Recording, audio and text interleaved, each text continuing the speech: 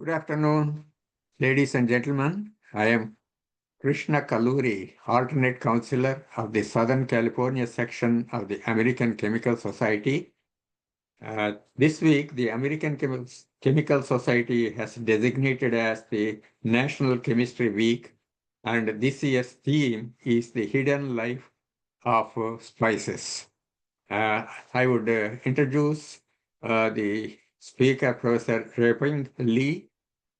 She is a professor of medicine, director of Center for Human Nutrition, and chief of the Division of Clinical Nutrition at the University of California, Los Angeles, UCLA. Dr. Lee completed her MD and PhD in physiology at Beijing University. Her residency training was completed at the UCLA VA Internal Medicine Program in 1996, where she also served as chief medical resident. Dr. Lee has been a faculty member at UCLA and VA Greater Los Angeles Healthcare System since 1997.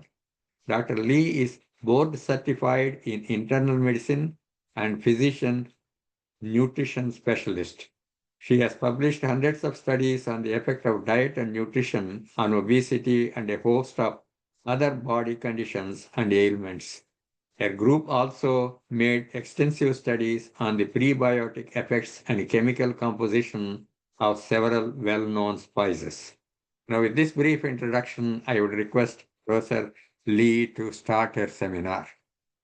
Thank you so very much for the introduction. Let me share my slides. Okay. Good afternoon or good evening, everyone. It's truly a pleasure to talk with a chemist, and that is the chemistry, organic chemistry. Professors are my most respected professors in high school, college and medical school. So this is truly a pleasure to talk with you about spices. As we all know, we all in life have, had experience with the spice, since they've been widely used for many actually non-medicinal purpose, and particularly in all kind of cuisines. That included, we use it for flavoring, seasoning, even coloring agents, and more importantly, long been used as preservatives as well. Spice has been in part of civilization for a long time. And some spice, are traded from Southeast Asia to Egypt and the New World, 1000 BC. And most of the spice started to be used in Asia, and the plants are growing over there. I have listed a couple of examples here, as you can see. Pepper and cinnamon, cardamom, cloves, ginger, and turmeric are the very first few and known to be consumed by human beings. Cinnamon in particular has its medicinal use as well. It was mostly grown and harvested and traded from India and Sri Lanka into Egypt and the Western world. And many of them have been used for many different purposes beyond what we talked about, just used in cuisine. Here it is how spice traveled, and it's truly the beginning of the Silk Road. The Silk Road did not start by trading silk, but instead it is trading spices from the east to the west. And that is the beginning of the Silk Road, or I should say, beginning the trade between East Asia and the rest of the world.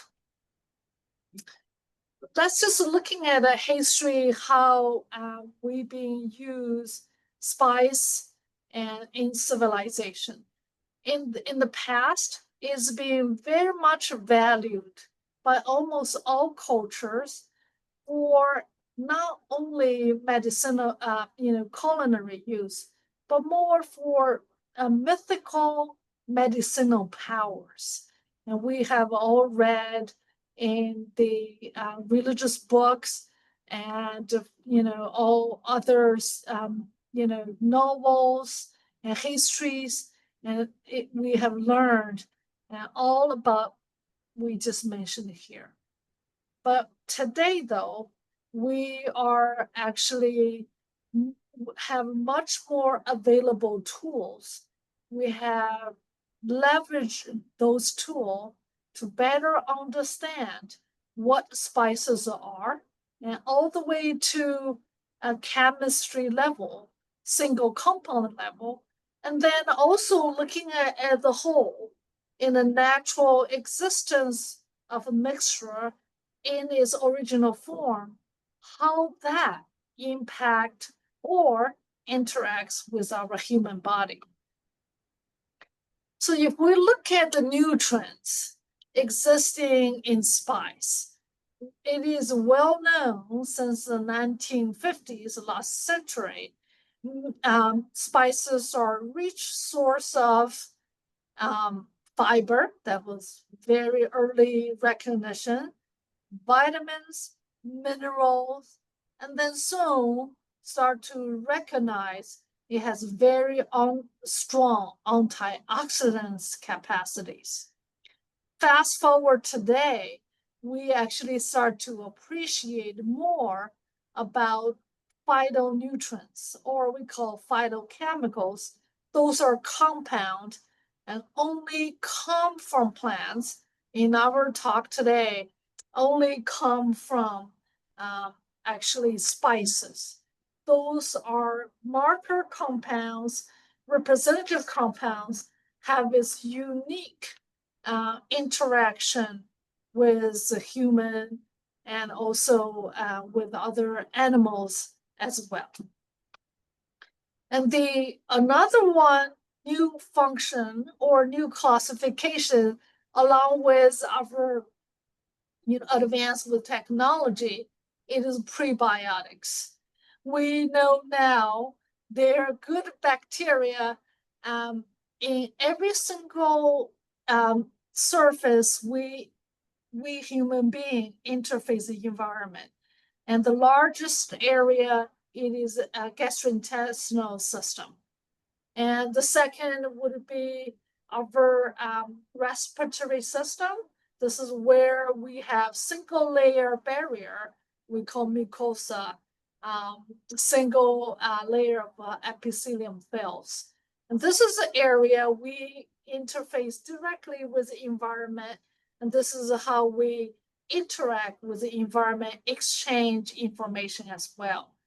And during this surface, we have bacteria as part of our human body, and we call, that's our microbiome system, or we call it invasive organs.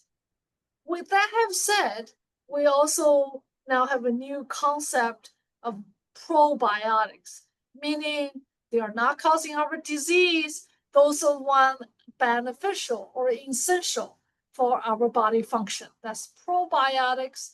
If we particularly talking about supplemental live bacteria to our body, and that is we call probiotics.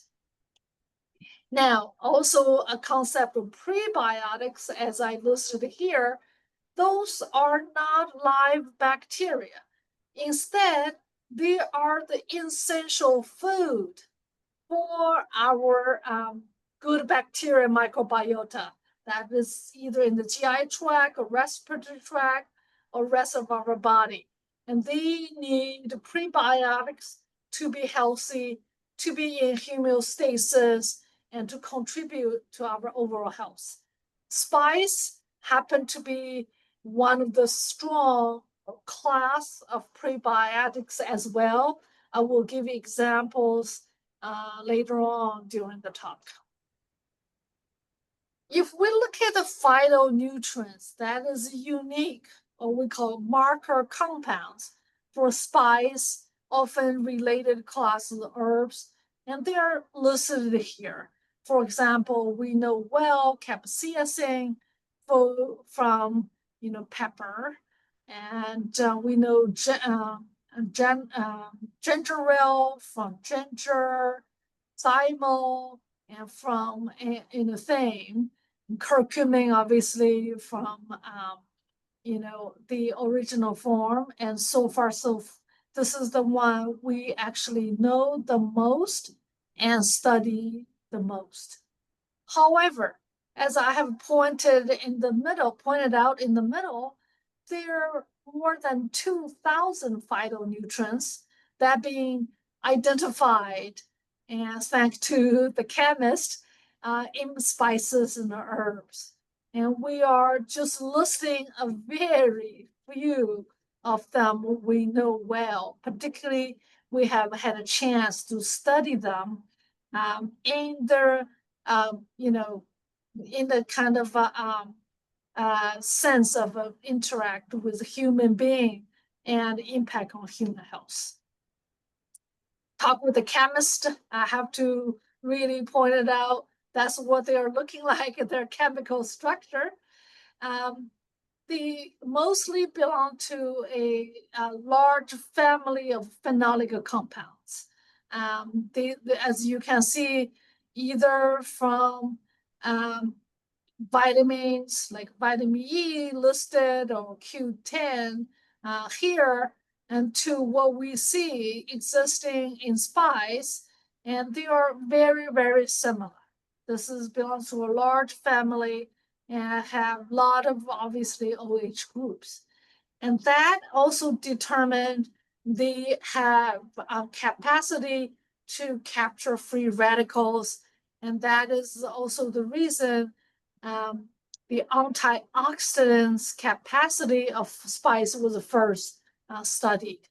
And this is also because oxidation, as we know, it is the final path for every single molecule, biological molecule or cells going to death.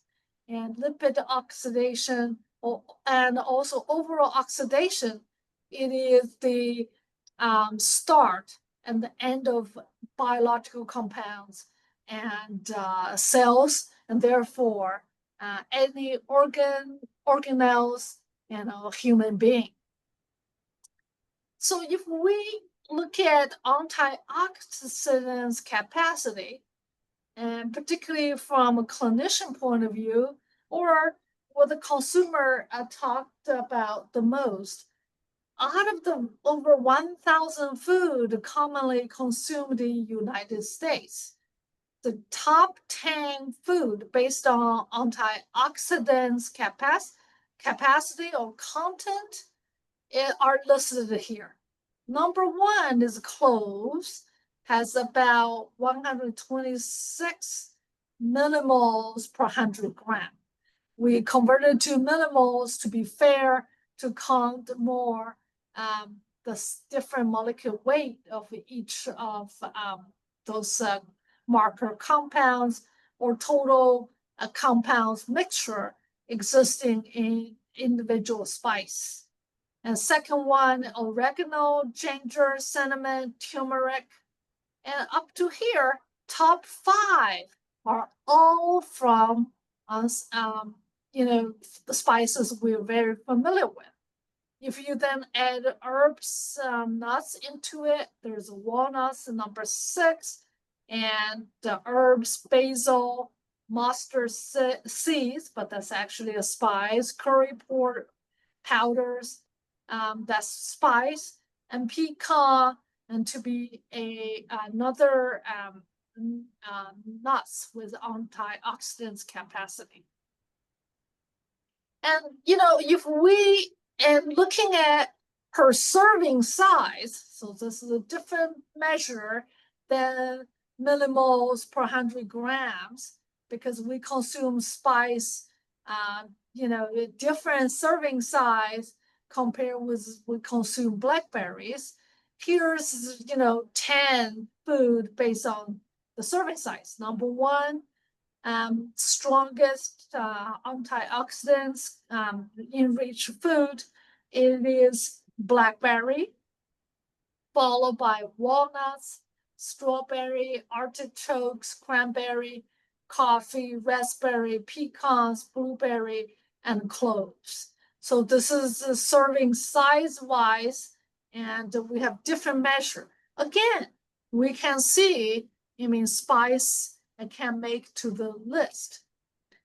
Now, if we then really measure the antioxidants activity of spices and herbs compared with fruit and vegetables, this is not a millimole per 100 gram, but really looking at their capacity and to capture the free radicals.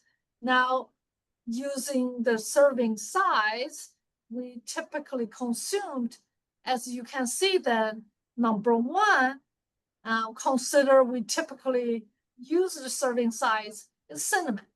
And the ORAC is one of the measurement we do for antioxidants capacity is almost 7,000. Followed with cloves, that's another spice, and then pomegranate juice, some berries, and I highlight with yellow the spice, again, oregano, turmeric, cumin, curry powder, and chili powder, ginger, thyme, and all the rest of it.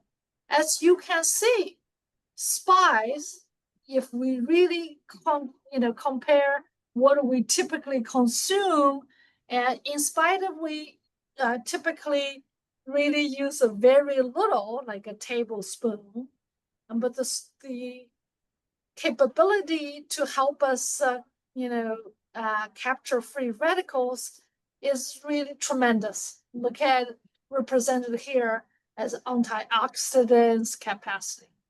If we really wanted to help each one of ourselves or help consumers, or in my sense, my patient, and talking about antioxidants is not necessarily jump on to blueberry right away or drinking red wine. That's a different story we'll talk about later on. But encourage them to consume spice as we have been during evolution. It is of great importance.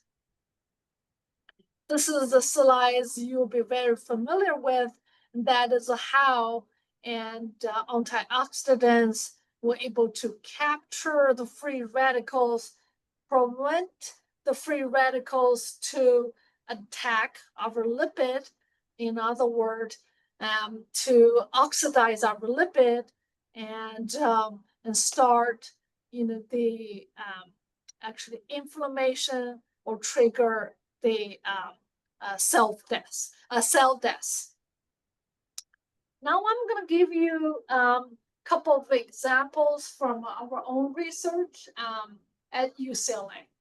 And this is one of the early studies we decided to look at how spice in scientific terms used in culinary practice, in cooking burger in this sense, would really impact on the burger's quality and how spice, if ever, would protect the lipids in the meat to be oxidized even just during cooking. This is before we even consume it.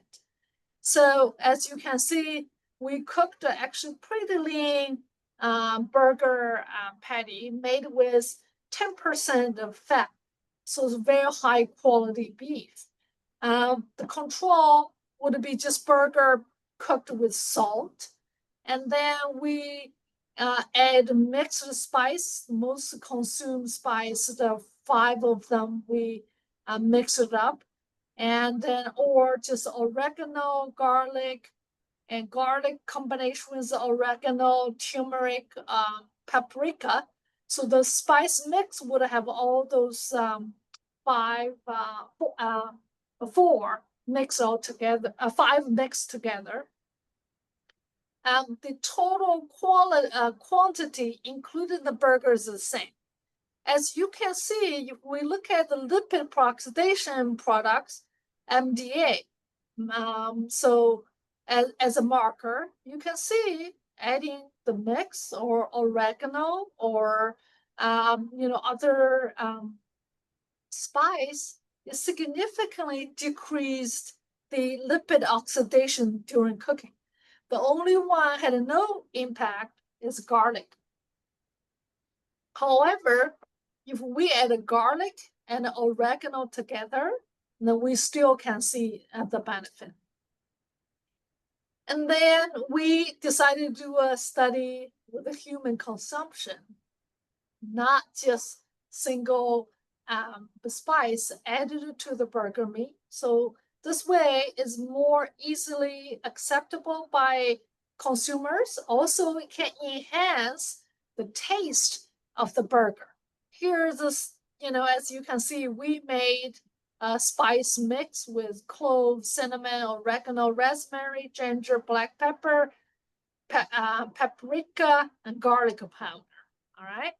So we first added to a burger patty, and this is what you see during cooking alone. Lipid peroxidation was drastically decreased. You can see by this bar graph here, and this is malondialdehyde's concentration on the y-axis.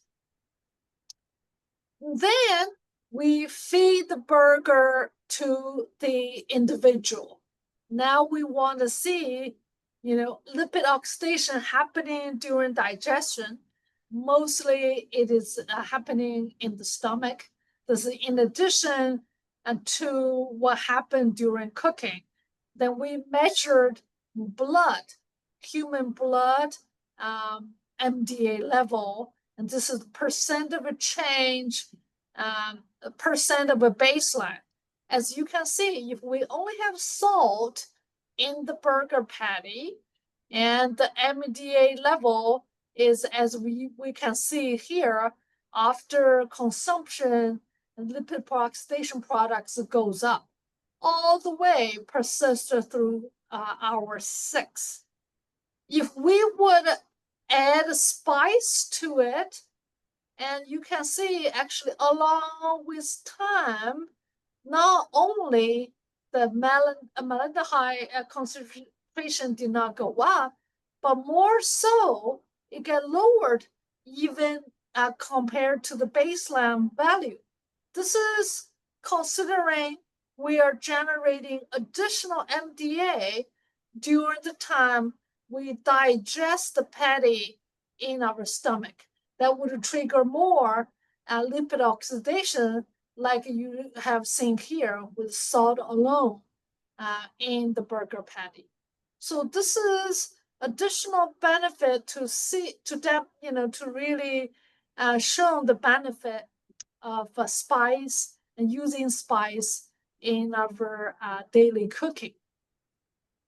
Here's another set of experiment from a different group, and they actually looking at spices 2 different amount to look at if there's a dose response.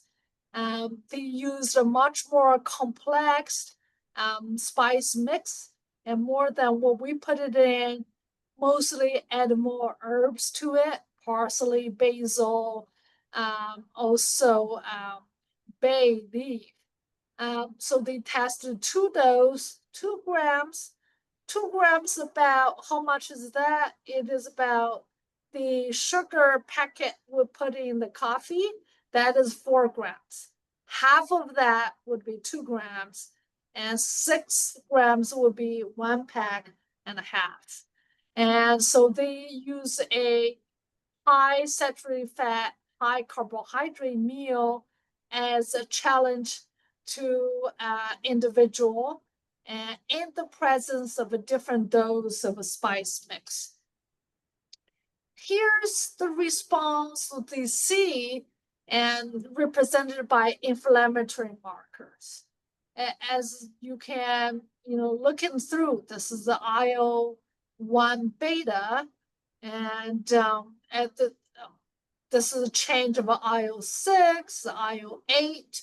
But to summarize, what we can see here is that by adding spice, it does and significantly suppress the inflammation, postprandial inflammation triggered by this high fat, high carbohydrate meal. This is particularly true looking at the time and spice response as we can see here. So at UCLA, we also look at it, instead of just the inflammatory marker, as you can see from the study above, we also look at a clinical outcome.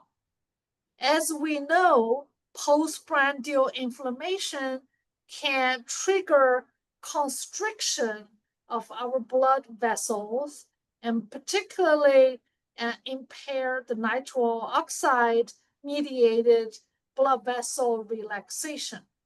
And that also may be the reasons a lot of times when we celebrate Super Bowl and with large meals, they'll trigger a heart attack. There have a lot to do with postprandial inflammation triggered impaired endothelial function or arterial relaxation mediated by nitric oxide. So in our lab, we literally tested that, and for individuals consume patty with salt alone versus in addition to salt, added a mix of spice.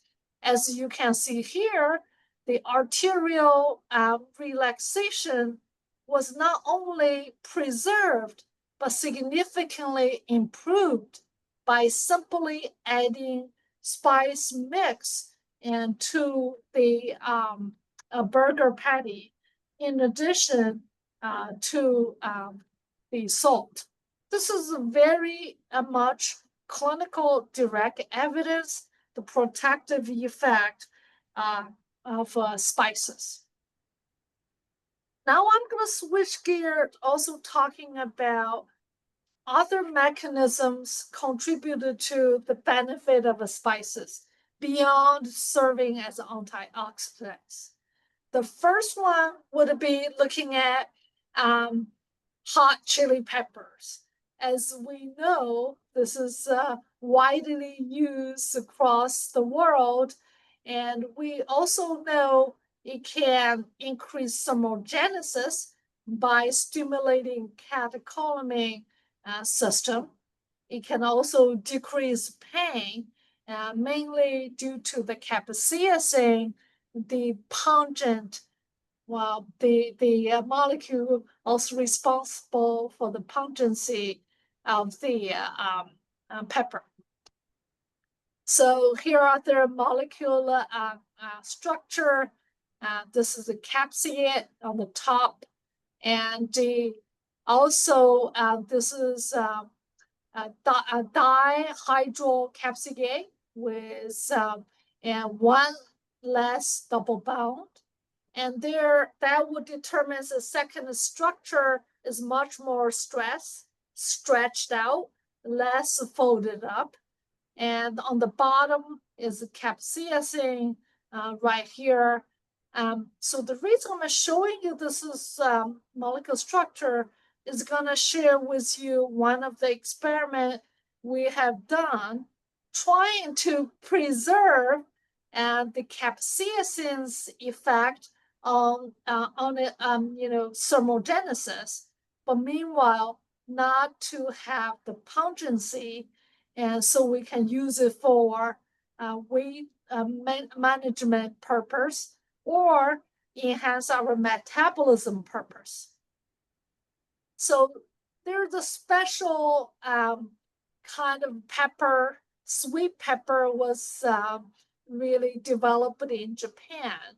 So instead of have capsaicin, and this one have the capsaicinoids, it is the one with one double bond less, with much more stretch out secondary structure.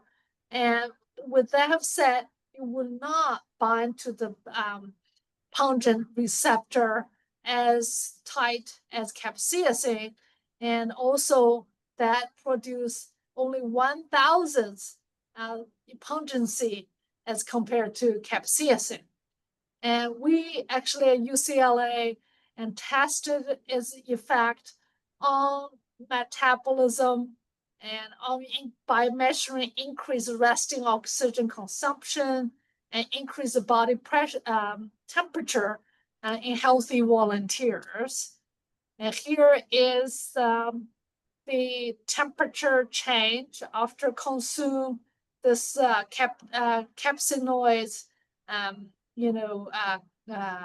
supplement. As you can see here, it's a temperature and slightly change, not a whole lot, but it is significant compared with control.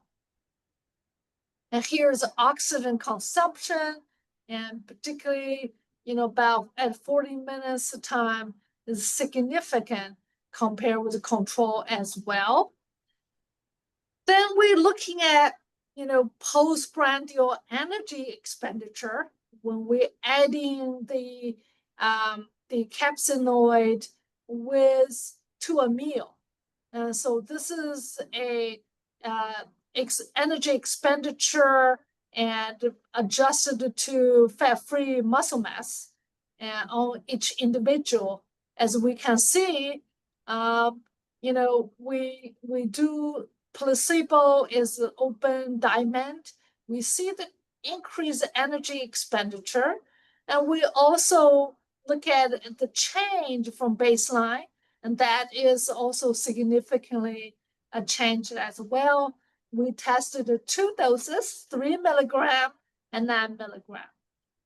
There's a dose response as well. We can see from particularly the change in energy expenditure. So that is one additional clinical possibility or mechanisms how spice can be helpful to us. Now I'm going to also give you another example about cinnamon, because this is widely consumed in US. Cinnamon bun, we add it to toast, our yogurt, cereal, etc. We already know it has very strong antioxidants effect. And because of that, not only protect a human being, but also can be a very strong food preservatives, and is widely used because it can stop the oxygen from spoil the food. And they can also have antimicrobial activity as well, and stop those microbes from grow to use the food and spoil the food. So on top of that, and we actually decide to look at and to test whether it is true cinnamon can also help us regulate our postprandial glucose metabolism. And because, as we know, diabetes has been really, challenge global population. Diabetes is still on the horizon. As to its prevalence, in spite of all the effort improve quality of the food, and also lifestyle. So the first study we actually did is as you shown here. We gave individual a meal, and first we have a couple groups. We have normal weight individual and also overweight obese individual. And we did that to see if we are in normal condition versus insulin resistant condition would, differentiate the effect of sentiment. In each group, we would give oatmeal, just mimicking what we mostly have for breakfast, 1 cup of 2% milk, with and without 6 grams cinnamon. And there actually a crossover. Folks started with no cinnamon, would go back to a different time, come back the second time with the cinnamon, and vice versa. So here's the result. And over a normal weight individual in the first column, overweight individual on the second column, and then we also combine everyone in the far right column. As we can see here, on the top is glucose, the top row, insulin, C-peptide, and glucagon. And we see, and there's impact, particularly in overweight individual, on insulin response. It can significantly lower insulin. It can also actually, as we can see here, and see the lowering C-peptide, that is, further confirm its effect on insulin. As to glucagon, and not just, actually we see more lowering glucagon, that's the hormone, elevate your blood glucose in normal weight individual than overweight. And so we learning from this, and glucose, cinnamon effect on glucose actually could be depends on the individual's metabolic state. You're insulin sensitive or insulin resistant. Even then, we also see and quite a bit of variations reflected by the standard error. Each individual may respond to it very, very differently. And we also try to address that by using continuous glucose monitoring instead of having everyone just come in one time point, cross section, acute study like I have shown you. And that could be impacted by the dinner of the previous night and also activity levels the day before. So to address all of those concerns, we decided to do a study 14 days straight, continuously monitor glucose. And then we looking at, and when an individual on cinnamon, we ask them to take every day 4 grams. That's 1 sack of the sugar we added to the coffee, like I said earlier, and tell them every day you do it, and for 4 weeks. And then we did a placebo and without as well. So when we overlay the result, as you can see now clearly, and placebo, and this is the delta glucose change, as you can see is on the dashed line on the top.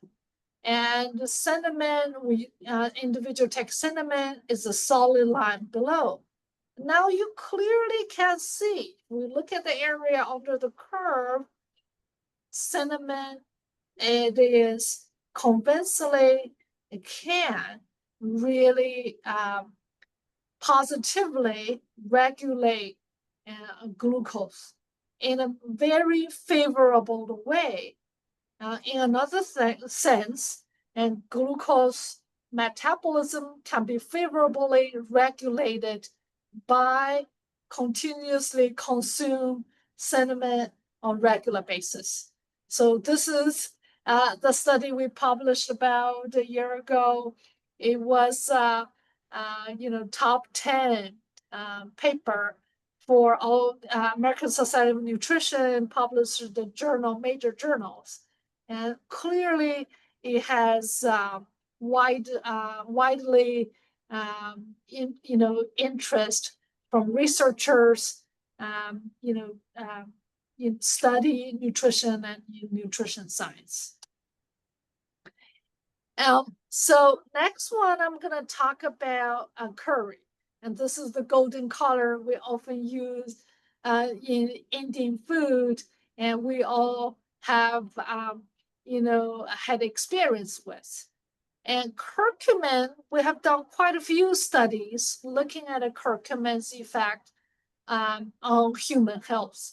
And I'm only gonna give you examples here about what we have done on memory. We actually done short studies, but also long studies. This is the one, and we did it for 18 months, curcumin versus placebo. This is one of the memory testing, and clearly demonstrate and curcumin not only preserve our memory, but can enhance it as well. And this is a relatively small study. We're about to launching a large sample size study for curcumin intake 1 year and for 250 people. And so that's going to be launching very soon, early next year. And we'll have more results to share with everyone. Earlier I have talked about spice. It is a very strong prebiotics. This is also important time to talk about. When we were studying spice, we were more concentrated on bioavailable compounds coming in from spices. Now we start to appreciate and recognize actually the large compounds. They are not bioavailable, all right, but they can have significant impact on our overall health and our metabolism. And they are doing so by serving as prebiotics, interact with our gut microbiome. And they are doing it in a couple of different ways. As we come to realize, our small bowels is predominantly responsible for breakdown food, digestion, and absorbing the food that's bioavailability. However, our large bowels, it is where our microbiota located. And large bowel is just not as we thought, as a storage purpose, may produce a few vitamins. But now we start recognize that's where our immune system, our nerve system, mostly, the vagus nerve and microbiota, and all those large compounds, such as existing in spice, interact together. So those larger compounds can be directly sensed by our immune system, mostly through dendritic cells or nerve endings as well, directly from vagus nerve. And also, the bacterial metabolites. We cannot break down those large molecules, but the bacteria can. After doing that, and they release small molecules and going to our systematic circulation, impact our body function. And so the spice, by working with gut microbiome and our own cells, can really shape and regulate the microbiota community as well. So here is just a few examples from our own lab. As you can see, and different color represent different family of microbiota. And we can, this is looking at 2 weeks of spice supplementation on their change. As you can see, this is baseline, and this is how the distribution looks like. And then if we add a spice to it, and this is what it looks like. And we also have, and in more repeated studies showing about the same. That is, spice can significantly impact on the composition of our gut microbiota. And this is concentrations also matters, what concentration, how much we consume each one of the most commonly used spice can have impact, on the gut microbiota, and also in this sense, our cells directly as well. This is a hard to see slides, but I will let you know is all that the spice can not only promote our overall health, but can also significantly inhibit pathogenic bacteria growth as well. The table here is showing minimal inhibitory concentration of spice extract against the pathogens we commonly see in human GI tract. So now I'm going to come back to, our daily life for a second. And as we know, and spices are mostly, long history used in culinary, in cuisines. We actually did a study to answer a question whether spice is tolerated by American people population, particularly young people, and two, and can we really leverage the flavor spice bring in to help us increase vegetable intake. And this is just one example of our study. We cooked broccoli with salt alone versus salt.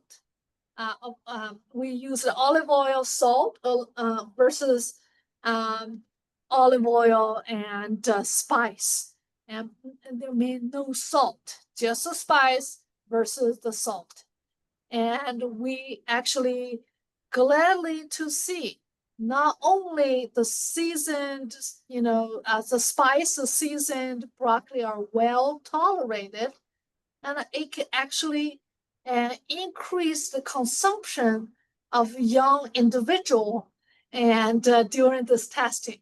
So that is really helpful for us, in clinical practice to console the patient. You can not only enjoy your meal with the spice as long as you're trying it, and you can also effectively enjoy a delicious meal without have to add additional salt. And this is important, particularly now we start to recognize. And if we're talking about, diet, food, it is not about calorie density. It's not about energy density, but it's also more important to look at dietary quality. As you can see in this Lancet paper, and number one, negative impact on overall global mortality is associated with a diet high in sodium. Just like the example I was showing earlier, if we use a spice, and it can really improve our dietary quality by decrease the sodium content. But meanwhile, and as you can see here, and improve vegetable, nuts, and spice and seeds can increase our dietary quality and further and mitigate the negative impact we're having from dietary quality, dietary poor quality in this sense. This is a kind of a quantitative assessment of the U.S. Population dietary quality judged by Healthy Eating Index score.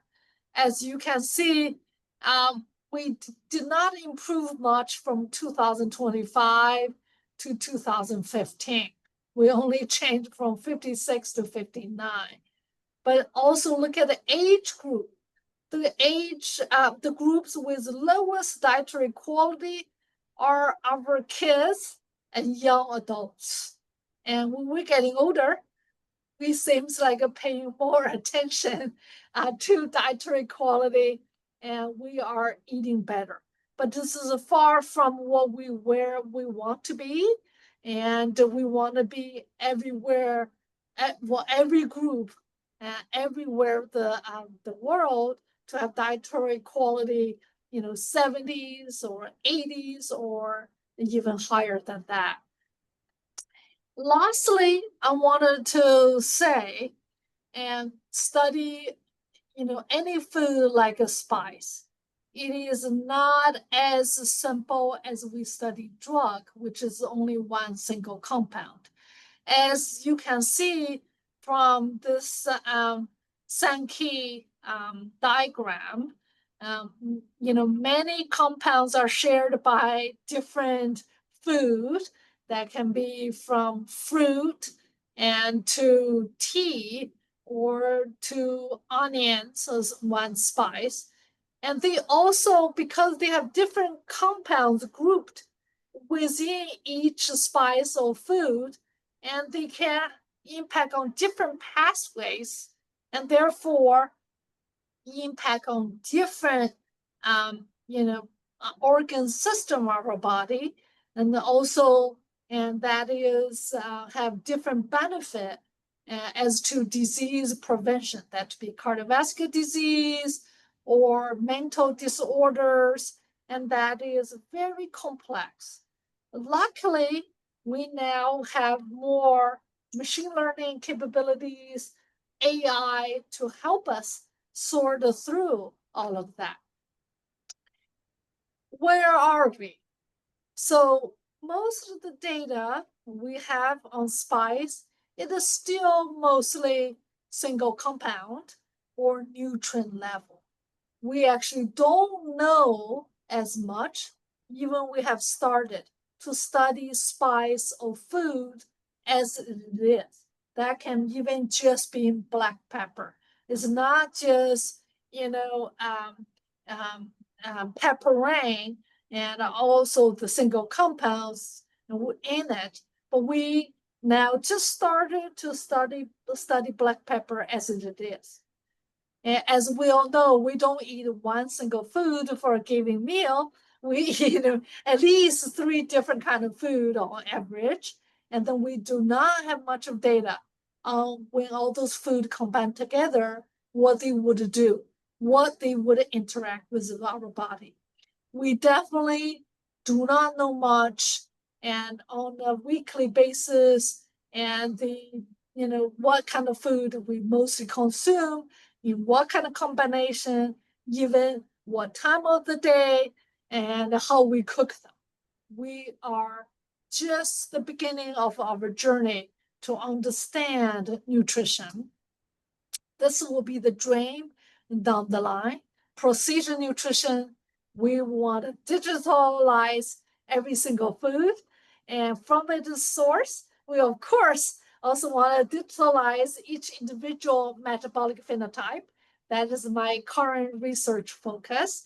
And until then we can match those two to give the best nutrition spice included recommendation to you, and for whatever health goal you try to achieve. So in conclusion, and today I try to review the benefit of spice as antioxidants, anti-inflammation, prebiotics effect, and I wanted to convince you, add flavor, add depth to your food by adding spices, and they can improve your dietary quality and hopefully for better health overall. I'll stop there. I'll leave a few minutes for questions.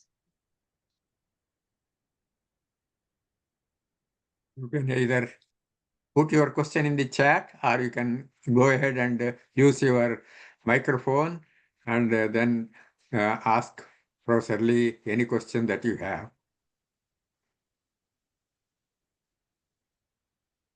I would hope someone is checking their cabinet to see if you have spices there for dinner.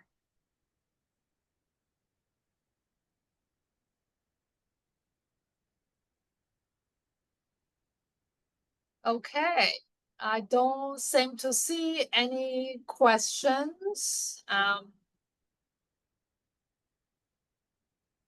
can just give a few minutes back, 5 minutes back for everyone to think hard. What are you gonna add to your dinner?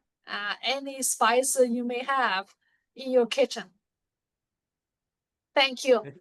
I have one question, Professor Okay, Lee. all right. Do you, how about eating a raw spice against cooked spice? That is, you put something in a cooked material.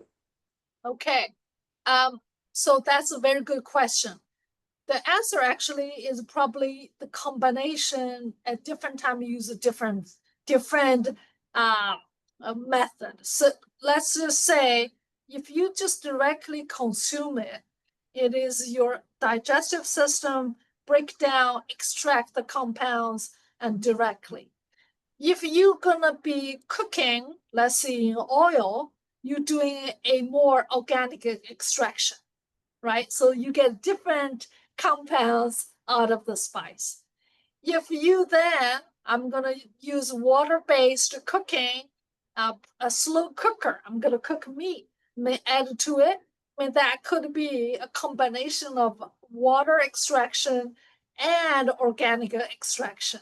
So you get a different mixture of compounds and when you consume in a different way.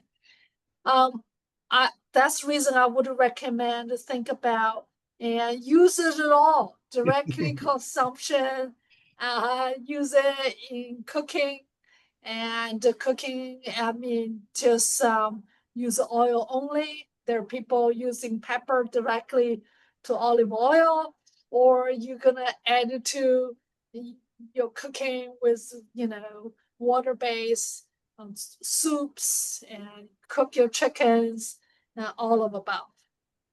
There's one question in the chat by Albert Chen, and he says, are there concerns of heavy metals in spices?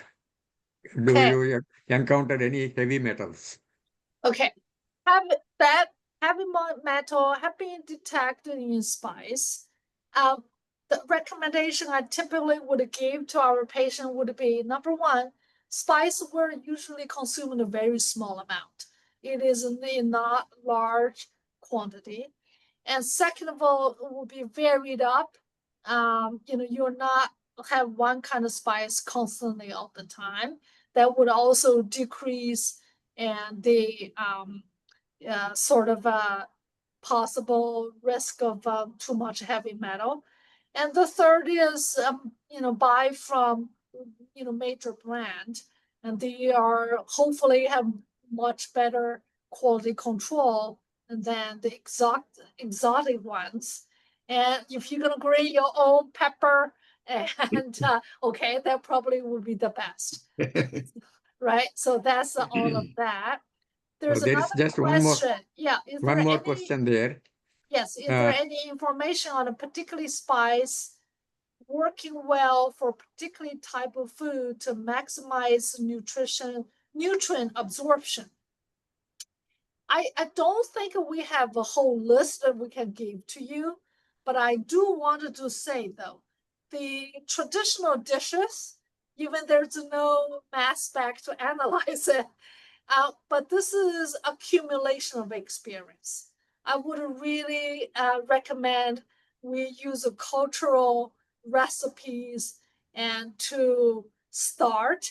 I mean, there are plenty evidence by experience, by natural selection, and those long-lasting recipes would give us, the best, nutrient balance that does not matter from the food we're cooking or the spices we're using. And that's the best I can say at this current time. Hopefully, when we know more to the point of a precision nutrition, we can answer that question more exactly. If there are no further questions, then it's my pleasant duty to thank Professor Lee for a wonderful seminar. Wonderful seminar. Oh, there is one more question here. Cinnamon types that are best to use. Well, for glucose control, we actually know it actually matters where the cinnamon is grown. The best actually is imported from Indonesia, and that is the best cinnamon. I'm not talking about for any other purpose, for particularly insulin sensitivity and glycemic control. We did a testing quite a few of them. The study I shared with you, it is from Indonesia. We specifically get that kind. Thank you. Good night. Thank you, Professor Lee. Thank you, everybody.